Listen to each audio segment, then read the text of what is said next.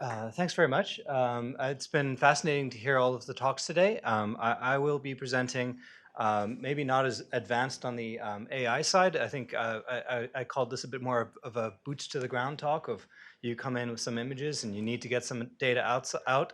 That's something that I've been doing for about 5 years at STARR, and so I will go over kind of the type of work that we do there.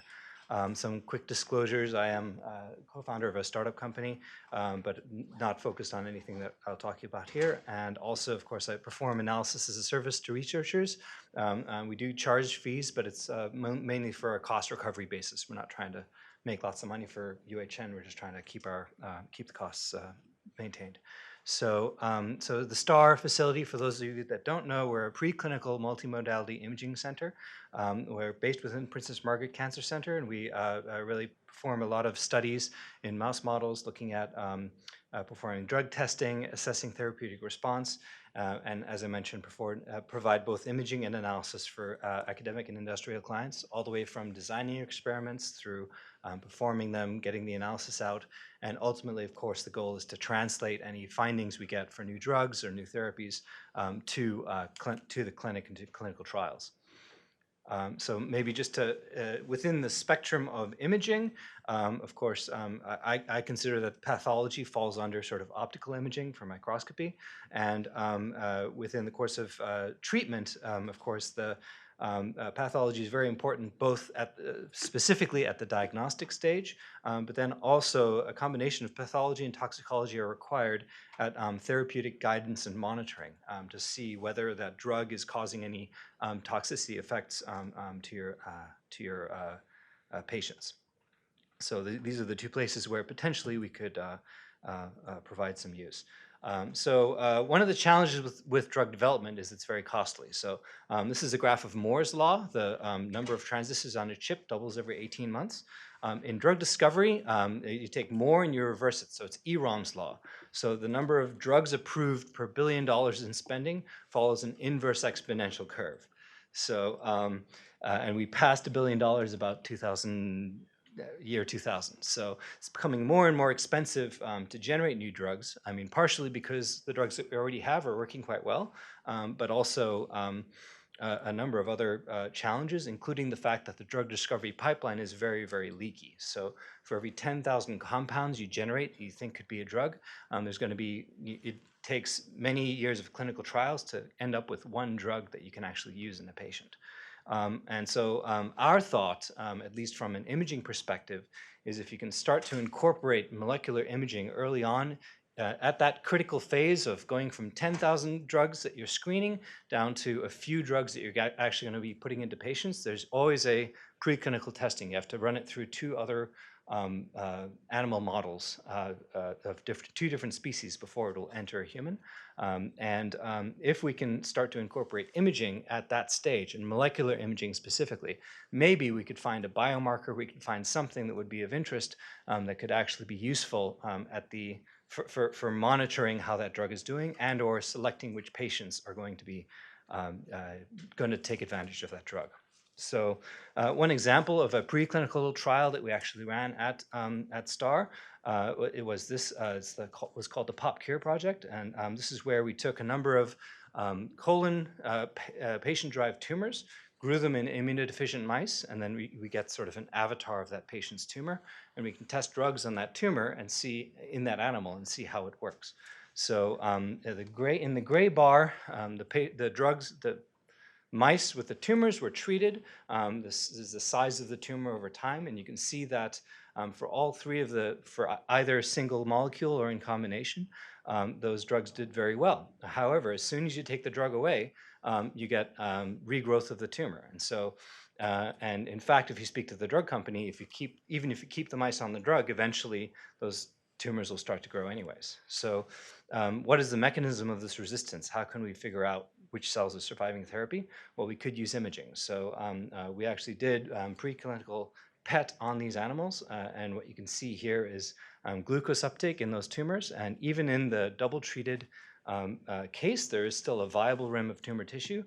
And then if we look at it at the pathology level, what we can see is that not only is there viable tissue, but those cells are actively proliferating.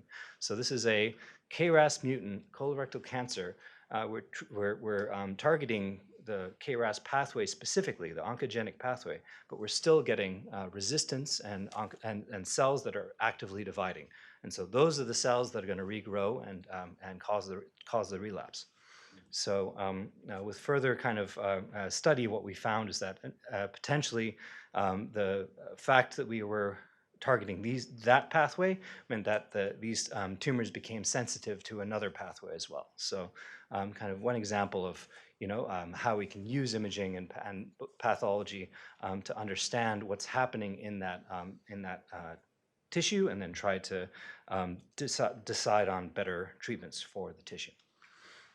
So, so this is my small but growing team of people at STARR, and as I mentioned, we've started out very focused on academic research. So we are a core service that helps out any researchers that come to us with problems they want, and usually that involves, it's usually very tightly associated with their experiments. We've done this imaging on this tumor. We want to see the pathology. We want to see what's happening at the cellular level.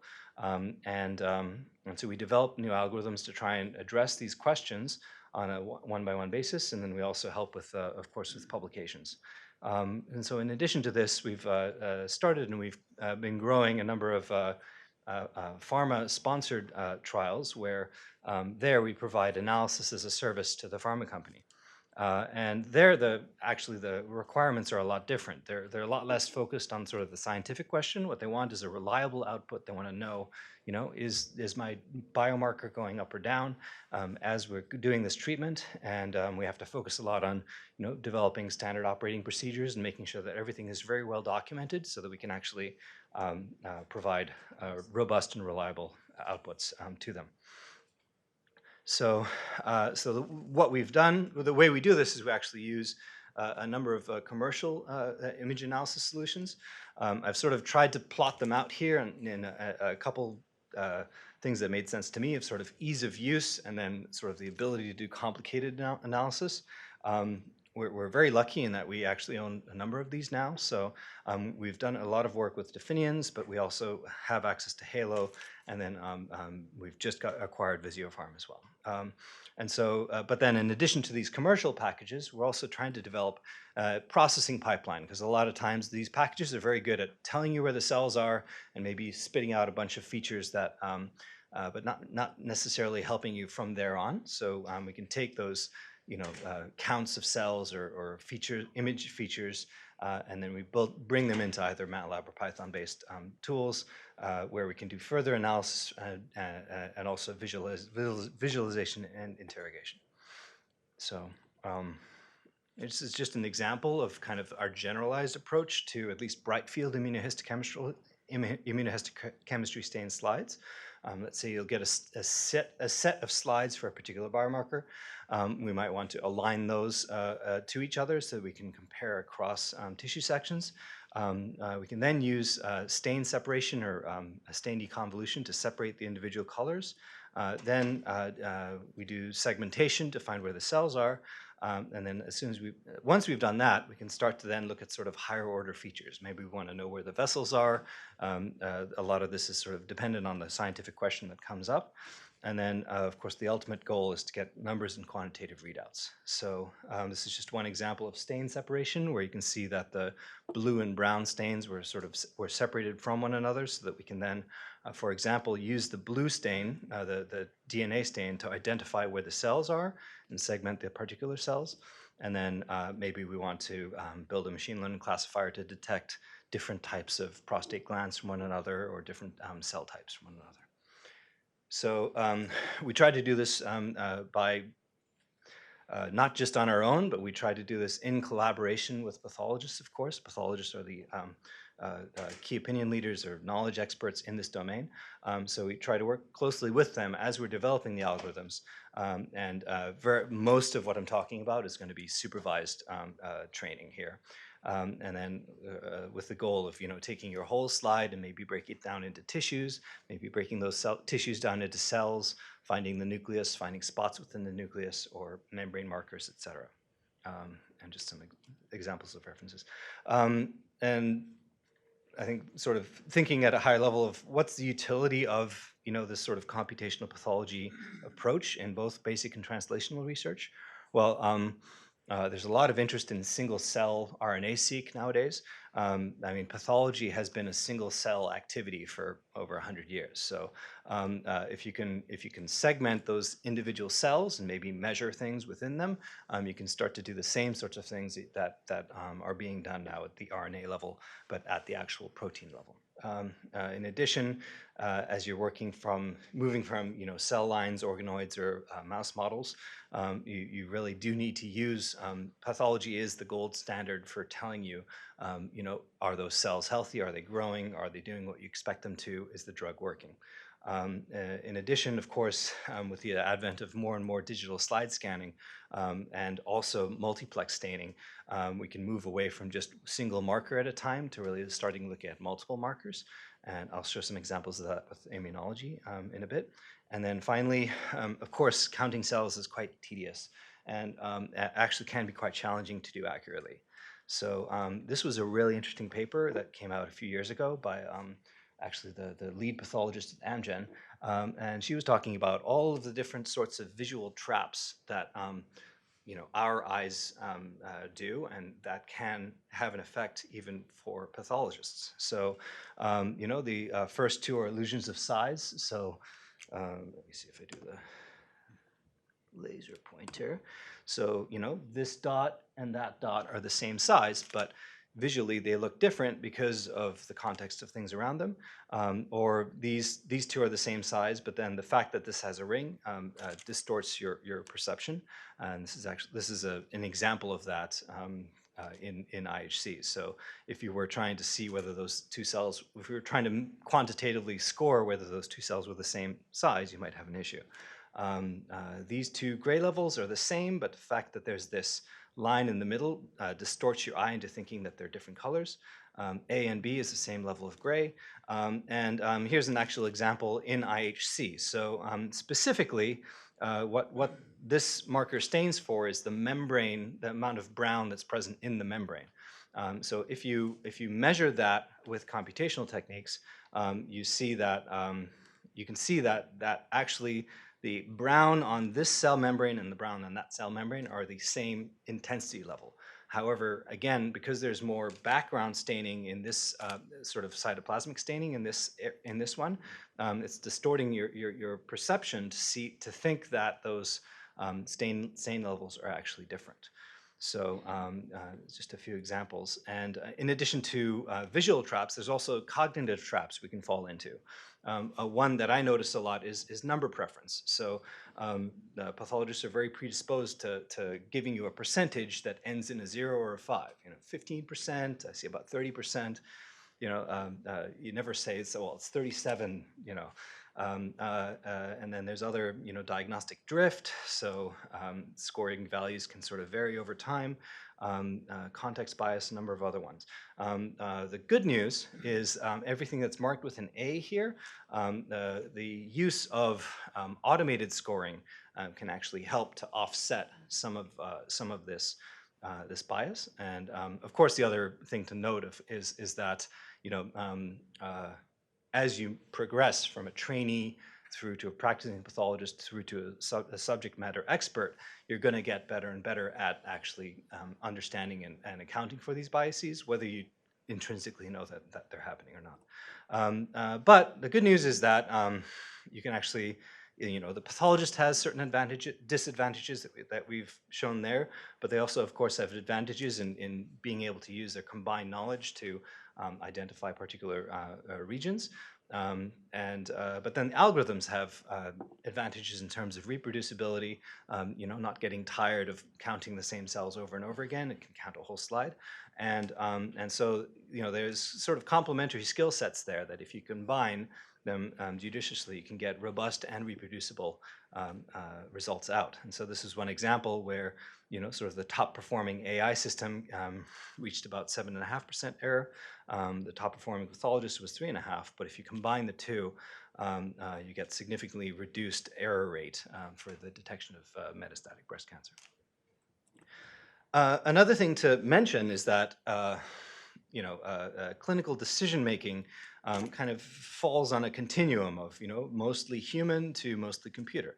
So clinical wisdom, of course, accumulates over time as a doctor encounters more patients and reads more journal articles in their subfield. And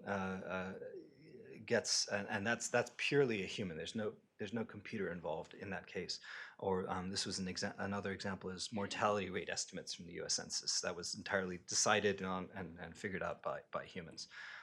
Moving up the scale, the next step up in terms of computational input is regression analysis. So of course, all of your clinical trials are a regression analysis. You're trying to decide whether the standard of care or this new drug works better on your particular patient population. So and then actually the Framingham cardiovascular risk score was done based on a couple thousand patients, and they figured out particular scales that determined the risk score. Next step up is kind of classical machine learning. And so you can see actually, look, your Google search, PageRank, and the first Amazon product recommendations were sort of in between regression analysis and classical machine learning. But then a medical example is right here. So diffuse large B-cell lymphoma outcome was predicted by doing a random forest analysis on gene expression profiling data. The next step up from classical machine learning is convolutional neural networks. So that's a lot of what you've heard here, your Google AlphaGo and these sorts of things. ImageNet, I think, is number 5. So it was just over 1 million images trained using a convolutional neural net. Now, the human input is a lot less. Nobody had to find those features. You just the human input was in the architecture for the algorithm for the neural network, and everything else was done by the computer. However, you'll note that in terms of data size, of course, we're moving this way. So convolutional neural networks are very data hungry, as you've heard. So you need to provide it with lots of data. And then, of course, at the top of the pyramid is generative adversarial networks is the latest thing. So if you heard of Google AlphaGo 0, that has a sample size of 1, that was just a machine learning machine that learned to play AlphaGo, that learned to play Go by playing itself millions and millions of times, and it figured out all of the rules of the game just from that simple experiment. So potentially, some of these generative models in the future could be a way of reducing the data demand, as Dr. Tazouche mentioned. So just one example of a IHC image analysis scoring system that has been validated and is prognostic. It's called the Immunoscore. So this was developed by Dr. Jérôme Gallon in France, and they looked at colorectal tumors, and they actually initially developed a panel of TMAs for central tumors and invasive margins. And then what they did was that using that resource, they stained it for the presence of immune cells, and then were able to build an algorithm, which is shown kind of here, just looking at the number of CD3 and CD8 cells either at the center of the tumor or at the invasive edge, and you define the levels for those particular things, and you get an immunoscore of low versus high. And then when you look at the validation set, you can see that this immunoscore that was developed actually helps to segregate poor patients that are performing better or worse. And this is an example of all of the different clinical features that were associated with this score, the combined clinical features, and then the combined clinical features plus the immunoscore. So. But then note that the first paper was in 2006, and this is just the validation was just approved last year. So this is a long process. It can be a long process to actually get out the door. But then, of course, that's right at the tip of this pyramid. So, in terms of level of diagnostic support, your computer-aided diagnosis, of course, is the ultimate goal of maybe one thing you might like to get out of an algorithm that you're developing. However, below that, where there's less diagnostic support involved, you can still do a lot with algorithms that can help with either decision support or certainly algorithms that can help with segmentation, visualization, quantification of your tissue slides to be able to still do useful things. So this is just one example of a recent study that we helped with, where again we were just counting CD8 positive cells. So so this was a number of TMA of a number of different pancreas tumors, and in fact they wanted the pathologist Prashant wanted to actually use computer vision techniques to count both the PDL1 positive cells and the CD8 cells. As it turns out, that was quite difficult because the PDL1 is a membrane marker, and it's very, and at the time we weren't able to necessarily find those membranes in a rigorous enough way to be able to score them. So instead, Prashant just gave a 1 plus 2 plus 3 plus score for PDL1, but CD8 cells are very easy to segment. They're very small, very dark, and so we could count them. And what was rewarding was that the positive CD8 counts that we generated matched both with the CD8 expression and also correlated with the cytolytic activity that was observed. So so we were able to do segmentation, be able to count cells in a way that was beneficial for this study. Another just quick example of something that we've done is looking at single cell, so this was a paper studying single cell RNA sequencing of the human liver as part of the Human Cell Atlas, where they're trying to sort of generate a full atlas of every cell in the human body. They were specifically interested in macrophages present in the liver. And this is now a TS&E plot generated from the single cell RNA sequencing data, looking specifically at two markers, CD68 and MARCO, which are two different markers of macrophages. And what they noticed, or what the pathologist noticed when they were doing this scoring, is that in fact there was a difference in the localization of these two subsets of macrophages within the tumor. So we were tasked with quantifying this difference.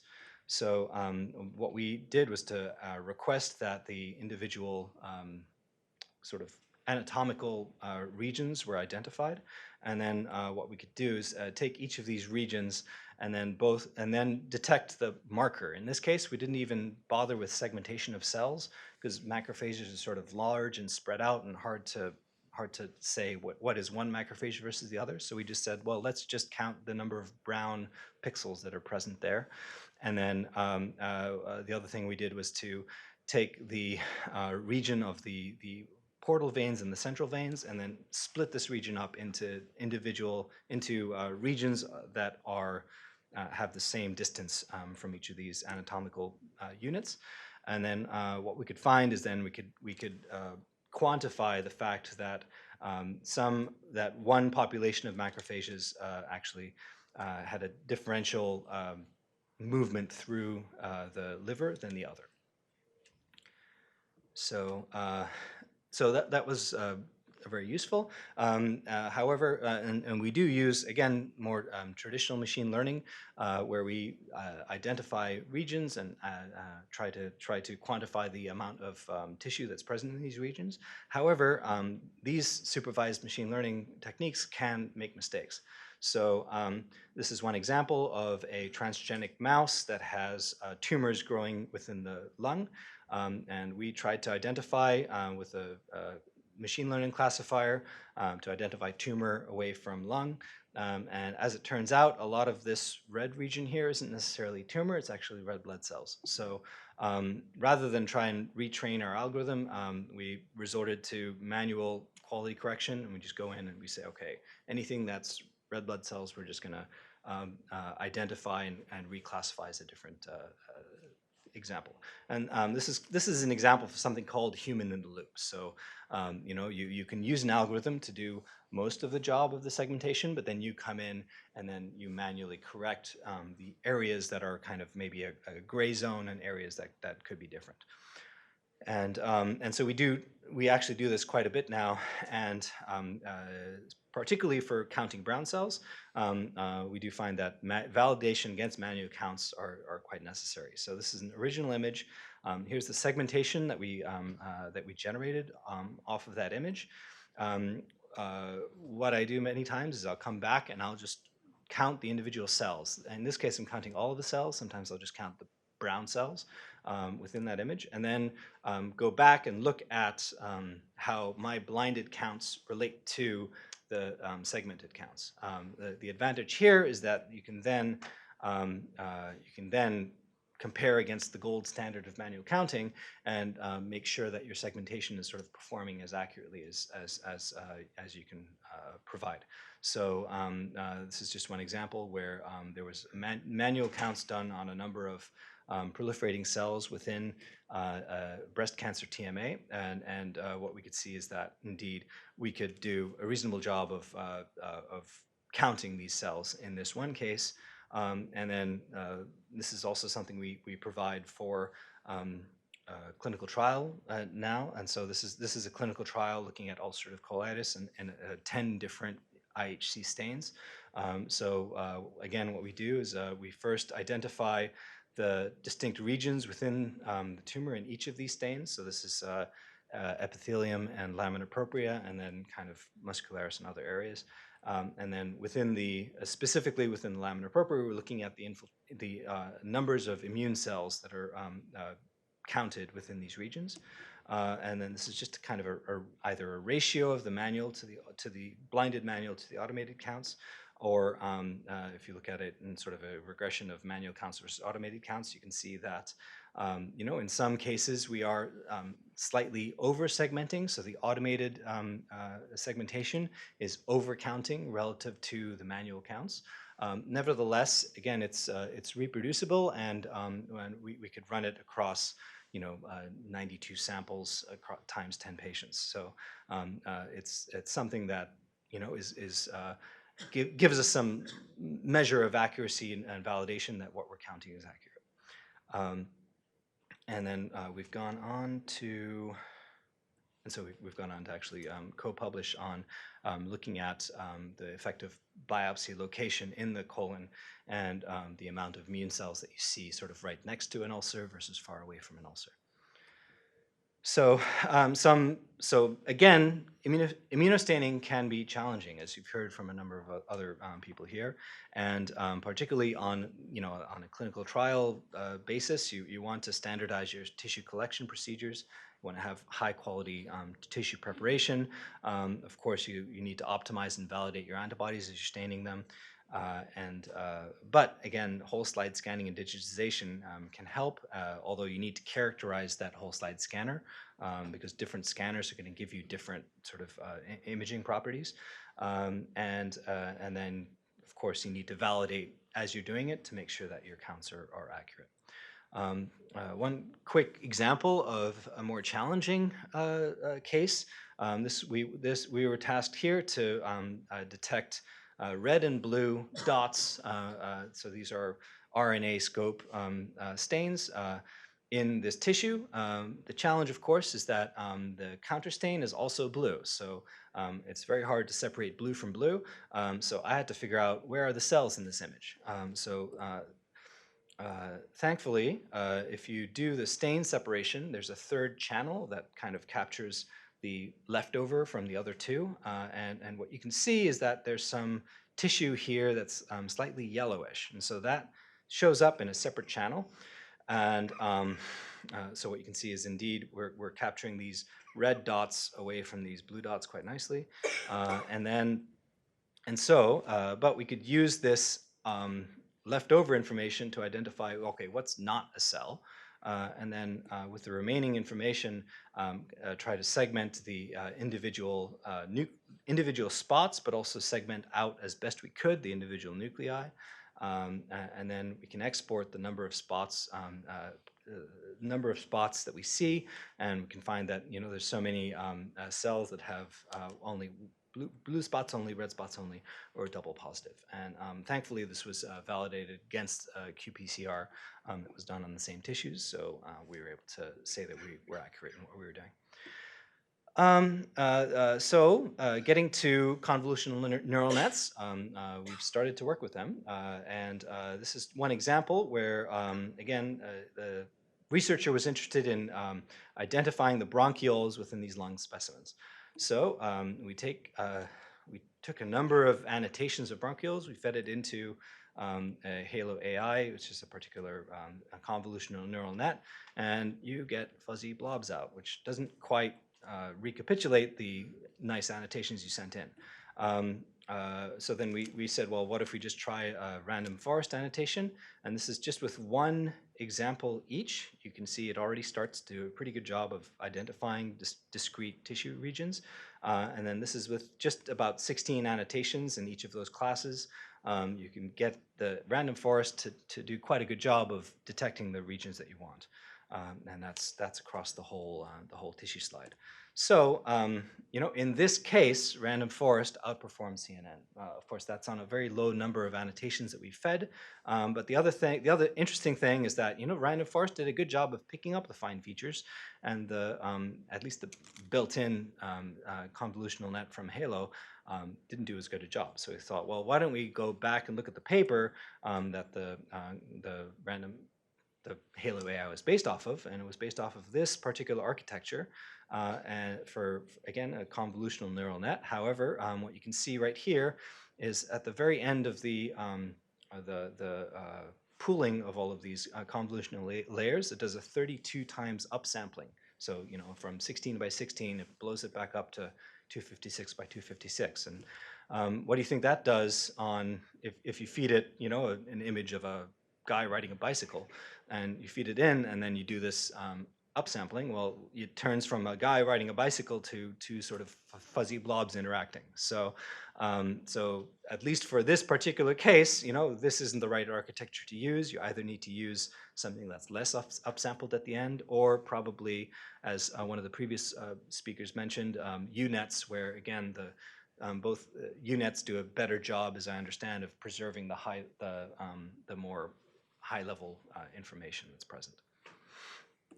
So one more example of IHC score that we generated for image analysis. This was generated by, this is just one example. This is pancreatic cancer. And the goal here was to actually count the brown cells that were present, because the brown was a marker of hypoxia. However, to do that, we first had to detect the actual cells. So the first thing we did was to develop sort of a handcrafted nuclear segmentation technique, and that was developed with actually quite a bit of effort of a pathology fellow sitting next to the algorithm developer, and kind of helping us to fine-tune it specifically for pancreatic cancer. And then once we were pretty happy with the detection of the cells, the next question was, well, maybe we could classify these cells into different types. So let's say stromal, epithelial, or immune cells. So the way to do, we figured, well, why don't we try something like random forest, again, classifier, to try and identify these distinct cell types. So we had two independent pathologists annotate a number of cells. These are the actual annotations, those dots here for those 3 cell types. And then we train the classifier, and then validate it. And so this is a example of the same region, the original annotations, and then the trained random forest classifier. And the question was sort of, how can we validate this? Well, thankfully, the 2 pathologists didn't completely agree with one another on the different cell types, and so we figured a good stopping point for training was when the algorithm performs as well as sort of the concordance between. So the pathologists disagree with one another to the same degree that the random forest classifier disagrees with the pathologist. So it's not perfect, but the good news is that we can apply it to 100 patient slides, 100 patient samples, 3 to 5 slides each. The computer takes about an hour to get through the detection of all of those cells and the classification of them. And so we don't have to ask the pathologist to sit there and manually count high power fields and generate an estimate. It's all done by the computer. Moving on from computational, moving on from segmentation to maybe something a little bit more feature mining. This is an example where you can actually use computation, use just the image features that are present within the training data to do sort of hypothesis generation. So you can take a tissue microarray, and then you can do again some classical segmentation to find epithelial from stroma and then find the cells within them. However, then at least within Definiens, you have access to sort of thousands of image features for each of those objects that have been detected. So you could extract all of those image features and then use sort of human guidance to figure out, does that feature relate to something that is clinically useful? And if so, you could put it into a feature that you might want to consider for classification. Then once you've done that, then you can have pathologist manually score based off of the feature that you've identified, and then compare that to the clinical data and see whether that's a useful biomarker. And then potentially you could validate against molecular data that might stain for that particular feature to generate a molecular basis for the histology. Most of what I've spoken about is immunohistochemistry staining again, so that's Brightfield staining. The advantage there is that it's very, very well known and very well used clinically. However, it's single marker, one stain at a time, and so you have to use, again, the morphology of those cells to determine whether it's a stromal cell or a tumor cell. One step up from that in terms of using more markers is to use use immunofluorescence. There you can stain with different markers in different channels, and that could help you to, for example, distinguish tumor from other, and also count the number of cells. And then newer technologies called imaging mass cytometry, where you can actually stain 30 plus markers on one tissue slide. And the advantage there is then, of course, you get a lot of molecular information that helps you to further discriminate the different cell types that are present. So imaging mass cytometry works by labeling your antibody with a heavy metal and then generating images that distinguish each of those heavy metals within the tissue. You can again do imaging segmentation, but now with more molecular features, you can start to do higher level analysis. So we did this with in a study. This just came up a few weeks ago in bioRxiv, but this is now looking at trying to detect distinct immune cell components within a tissue section from a multiple sclerosis patient.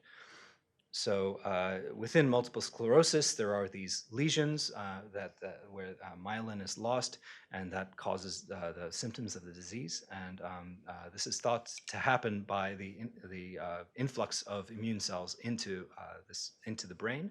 And so we wanted to kind of identify where those immune cells were going and try to segment them.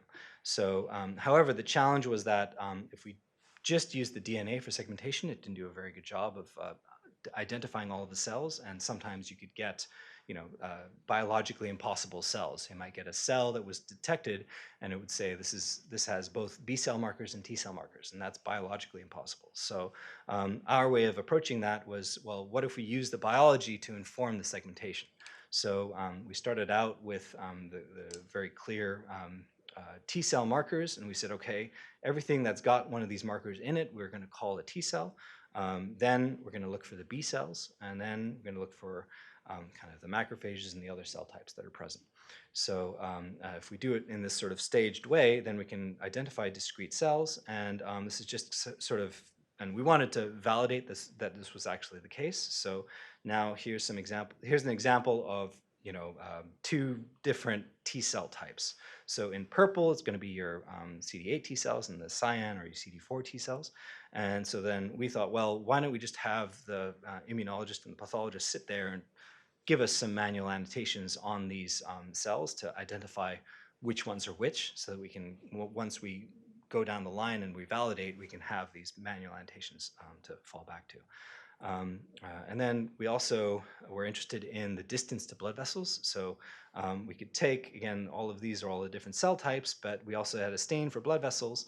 And so we could generate a distance map that said how close you are to a blood vessel. And that's kind of shown in green here.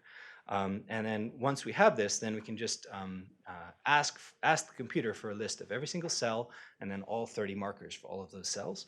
And then we can start to do, again, dimensionality reduction methods.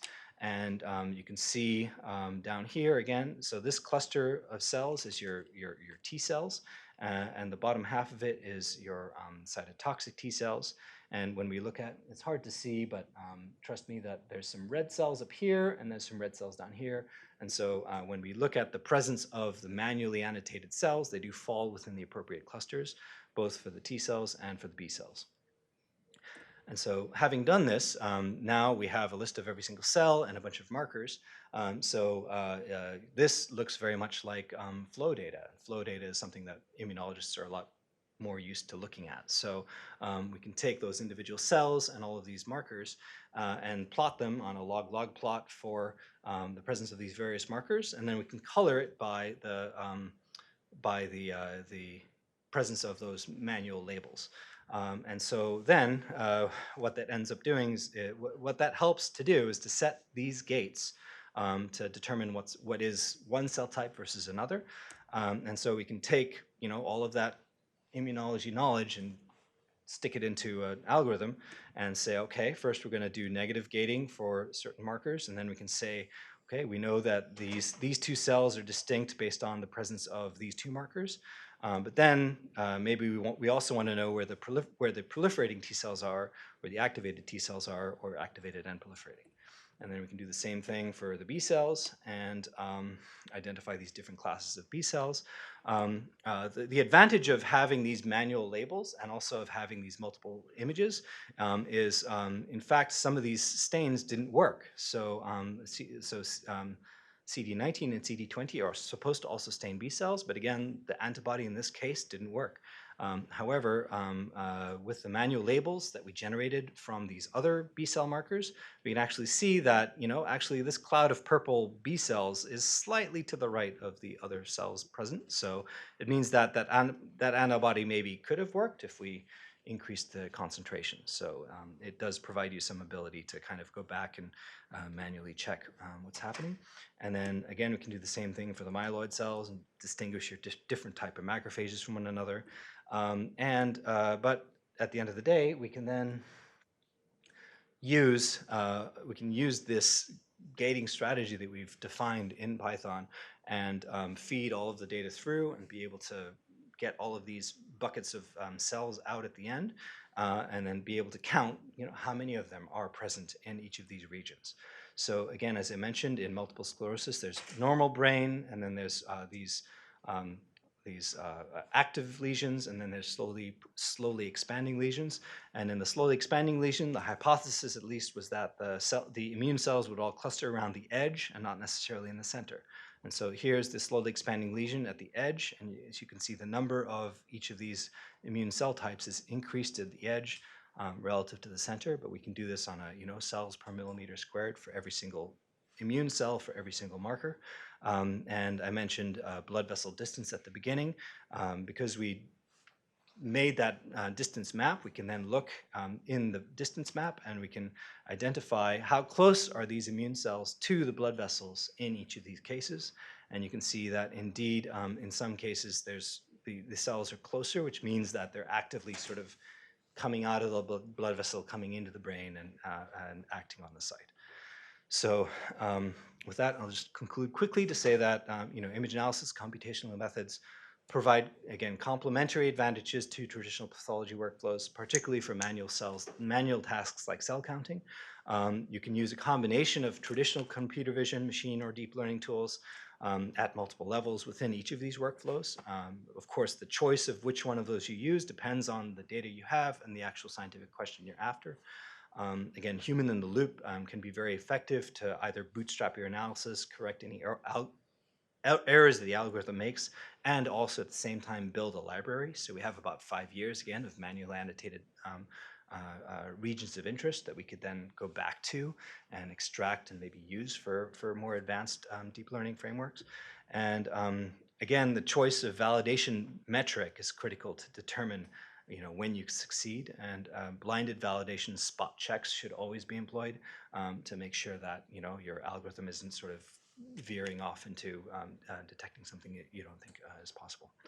So thanks very much for your attention, and happy to take questions.